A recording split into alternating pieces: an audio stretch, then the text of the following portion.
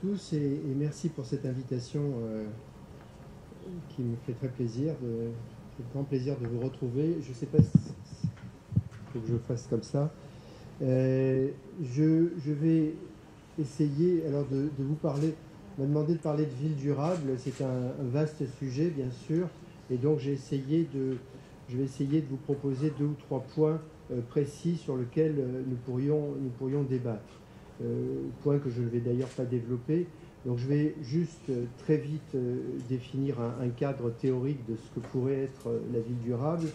Et puis j'ai choisi 3 sujets. La première concerne le réchauffement climatique et les îlots de chaleur. Je l'ai appelée la ville blanche, bleue et verte. La deuxième, c'est le rôle de la donnée dans la ville. Alors je l'ai appelée la ville intelligente et sûrement pas la smart city. Et puis la troisième choix, c'est la ville partagée et les enjeux de la gouvernance pour essayer de faire en sorte que les choses soient plus partagées dans les décisions. Voilà. Alors la ville durable, c'est évidemment un terme qui est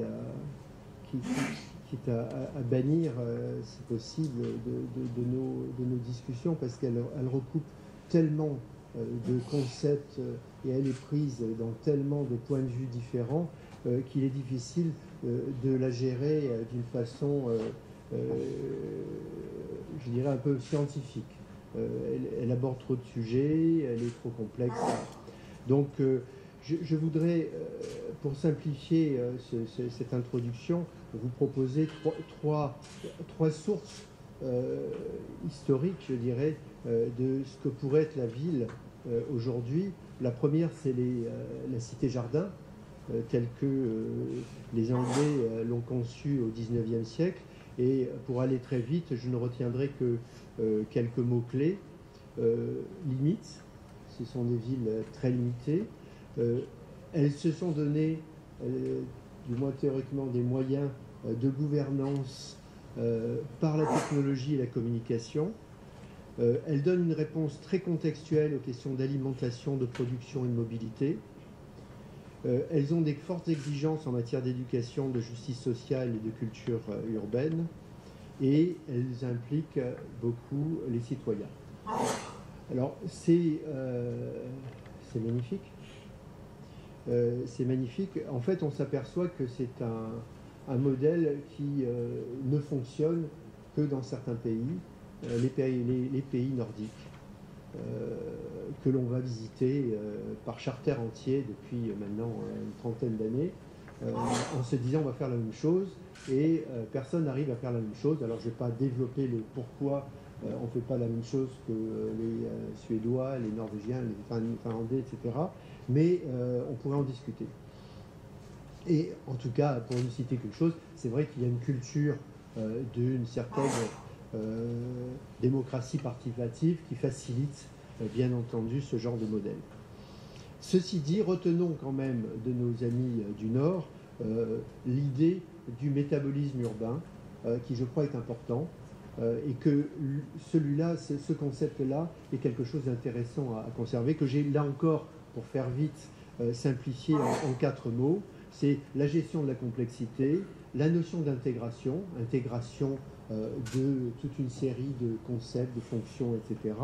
L'interaction entre les gens et entre les gens et la nature, entre les gens et le territoire, et la transdisciplinarité. Ça, je pense que c'est 4 points sur lesquels on ne peut pas transiger. Ils nous ont, je pense, appris à faire ça, et je pense que nous devrions mieux apprendre à le faire, ne serait-ce que déjà l'apprendre dans nos écoles, ce qui n'est pas forcément le cas dans nos pays. Ensuite, le deuxième modèle, c'est celui de la ville du XIXe siècle, que ce soit la ville de Cerdà à Barcelone ou la ville d'Haussmann à Paris, mais qui s'est répandue un peu partout. Et là, les mots-clés, c'est plutôt la compacité, toujours la complexité, mais avec la performance derrière, la cohésion sociale, et puis une gouvernance qui est totalement différente de la première, puisque c'est une gouvernance très régulée par le haut. Alors, ce modèle-là existe et il continue à fonctionner. Malheureusement, il s'est fracassé sur un certain nombre de théories et de pratiques dont mon confrère Le Corbusier a abusé dans ses écrits et dans ses actes, et qui a donné ce que l'on connaît dans un certain nombre de nos villes. Et puis il y a une troisième voie qui m'intéresse tout particulièrement ici, de développer avec vous. C'est celle que Le Corbusier, d'ailleurs, qui n'était pas un paradoxe près, a développé aussi dans ses écrits.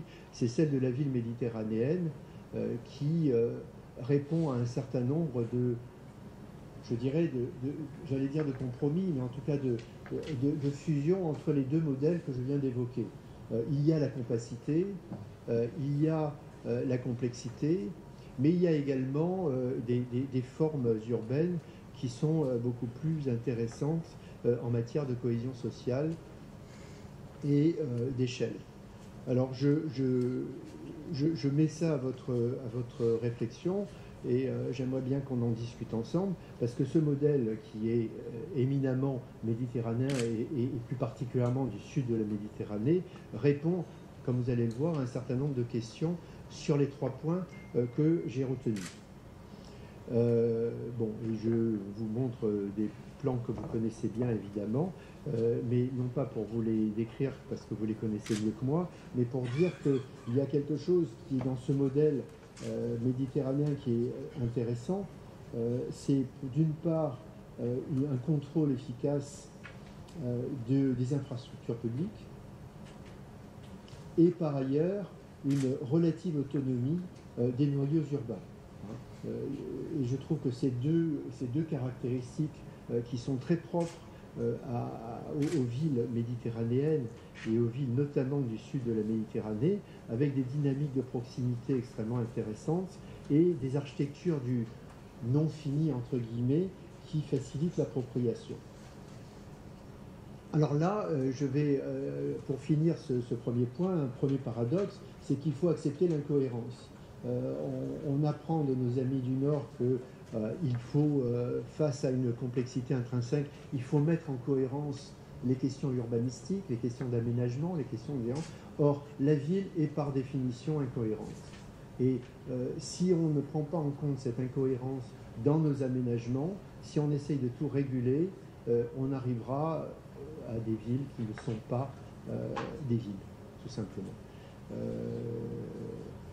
Et je vous suggère à ce sujet de lire ou d'écouter Richard Sennett, qui est le professeur, enfin directeur de la London School of Economics, qui explique extrêmement bien ce paradoxe. Je passe. Donc 3 points que j'ai, mais parmi d'autres, la ville blanche, bleue et verte. Bon, vous le savez, le réchauffement climatique, les îlots de chaleur, je ne vais pas aller faire un topo sur le sujet, mais vous connaissez les facteurs qui créent les îlots de chaleur. Ils sont très vastes, ils sont pratiquement impossibles à gérer d'une façon cohérente, météorologique, géographique, due au réchauffement climatique, urbain, dû à la morphologie urbaine, et puis surtout anthropogénique, dans la mesure où c'est l'homme qui constitue l'essentiel de ce facteur. Alors, encore une fois, les villes méditerranéennes ont su très largement dans le passé résoudre en grande partie ces questions d'îlots de chaleur. Là encore, on ne va pas faire un cours sur le sujet, mais on a beaucoup de choses à apprendre et à retrouver. Et je vais très vite vous donner quelques éléments sur la stratégie de Stuttgart. Ce qui est intéressant, c'est sur les îlots de chaleur, ce n'est pas forcément les villes du Sud qui sont les meilleures dans les domaines de recherche et d'amélioration des îlots. C'est curieusement Stockholm, Stuttgart, Vienne, qui sont à la pointe du progrès dans ces domaines-là. Et donc je pense qu'il y a là de fortes synergies à créer entre ces villes qui ont beaucoup travaillé la question et vos villes qui ont une grande expérience dans ce domaine. Et là, je pense qu'au niveau de la recherche et des échanges, il y a des choses. Alors, extrêmement vite, puisque ce n'est pas vraiment le sujet, mais Stuttgart a une grosse expérience météorologique, une des plus anciennes bases météorologiques en Europe. Ce qui explique peut-être cela d'ailleurs, c'est cette vieille habitude qu'ont les aménageurs de travailler avec des météorologues. Et déjà, la transdisciplinarité transparaît dès le départ comme quelque chose d'essentiel. Et les météorologues apprennent à travailler avec les aménageurs. On verra tout à l'heure l'expérience de Barcelone qui est intéressante aussi à ce niveau-là. Donc, je n'entre pas dans le détail. Stuttgart est dans une cuvette entourée de collines, et donc, de toute évidence, l'îlot de chaleur est un élément important qui se développe dans cette ville, même s'il n'a rien à voir avec les températures que vous connaissez. Ce qui est intéressant, c'est de voir que tout le plan d'aménagement de la ville est conçu pour faciliter les corridors. Les corridors qui descendent, enfin comme vous le voyez, descendent le long de la vallée du Nord, sont pris par ces collines et donc peuvent circuler dans la ville. Et d'ailleurs, je lisais récemment que les directives allemandes consistent à développer un peu dans toutes les villes allemandes ce concept des corridors comme une obligation des plans d'urbanisme. C'est un phénomène que je trouve très intéressant et que l'on retrouve donc à toutes les échelles de la ville. Dès qu'il y a la possibilité, que ce soit au niveau de la ville entière, que ce soit au niveau des quartiers, que ce soit au niveau de l'implantation des bâtiments dans un quartier ou dans un aménagement plus petit, toujours il y a cette logique de corridor. Alors je simplifie, il n'y a pas que ça, mais j'ai trouvé que c'est cette notion que l'on retrouve absolument dans l'urbanisme méditerranéen, évidemment, cette notion de corridor. Donc deuxième paradoxe, comment gérer ces controverses au niveau de l'aménagement entre des formes urbaines qui ont leur logique à la fois économique, l'aménagement, etc., et des logiques de préservation d'un certain nombre de phénomènes climatiques. La mobilité, enfin je passe encore, excusez-moi, rapidement, mais ce deuxième paradoxe consiste à dire nous sommes en permanence en train de gérer des controverses, des contradictions, et donc comment les gérer, comment faire des choix et comment prendre des décisions, là est le sujet. Deuxièmement, la ville intelligente. Alors le rôle de la donnée, tout le monde en parle en ce moment. La Smart City fait la une de toutes les conférences sur la ville. Je vais vous décevoir, mais je ne vais pas vous parler de Smart City et je ne vais pas vous parler d'informatique. Je vais simplement vous dire que, et je le dirai très vite, que la ville finalement, la gestion de la ville nécessite de la donnée. Mais si cette donnée n'est qu'une donnée crachée par un ordinateur, elle ne sert à rien. Aujourd'hui, je prends l'exemple de Genève, qui a un système d'information géographique de 800 couches, qui est en train de passer à 900 couches pour arriver à 1000 couches dans pas très longtemps. Alors, pour les techniciens qui sont dans la salle, vous comprenez, c'est des couches d'information qui vont depuis la démographie jusqu'au cadastre, etc. Donc, c'est formidable d'avoir autant d'informations. Il n'empêche qu'elle est totalement ingérable. Donc c'est une information totalement inutilisable. On discute souvent avec le directeur du canton de Genève à ce sujet. Et la question qu'il pose aux universités, c'est comment utiliser cette information. Donc l'information existe. Le problème n'est pas là. Le problème, c'est comment cette information, que j'intitule données urbaines là, comment on la met en relation avec des données du projet, qui elles aussi sont très bien étudiées. On a des maquettes numériques, on sait faire, avec de la connaissance tacite, qui est tout aussi importante. La connaissance tacite, c'est la connaissance des citoyens, qui ont une meilleure connaissance du territoire que ne peuvent avoir tous les ordinateurs du monde. Et donc, tant qu'on n'aura pas fait le lien entre ces données urbaines, les données projets et les données tacites, donc citoyennes, on n'arrivera pas à gérer les problèmes de ville durable parce qu'il nous manquera toujours une pièce du puzzle. Alors que, comme je vous disais, on sait faire de la connaissance de projet. On ne sait pas, dans notre métier, faire ce que d'autres secteurs savent faire, c'est renforcer les relations et les partenariats entre gouvernance, entrepreneuriat et connaissance. C'est-à-dire que dans notre milieu de l'urbain, on ne sait pas renforcer les relations entre gouvernance des villes, connaissances qui sont dans les universités, dans les écoles, chez les experts locaux, et favoriser l'implication des citoyens comme des gens connaissant le territoire mieux que quiconque. Et toutes les expériences que l'on voit dans le monde actuellement qui fonctionnent en termes de villes durables sont des villes qui ont réussi à faire cette triple, voire cette quadruple hélice qui permet, alors l'hélice c'est évidemment en référence métaphorique à l'ADN, mais comment on fait pour relier d'abord ces trois institutions que sont la gouvernance urbaine, l'entreprise et l'université, et comment ce trio est relié au monde citoyen, quel qu'il soit. Alors je vais prendre un exemple, c'est celui de Barcelone. Barcelone, et là aussi je reprends comme toile de fond les îlots de chaleur par souci d'unité. Dans ma présentation, Barcelone, là je ne vais pas entrer dans le détail, mais a un outillage extraordinaire pour analyser son territoire.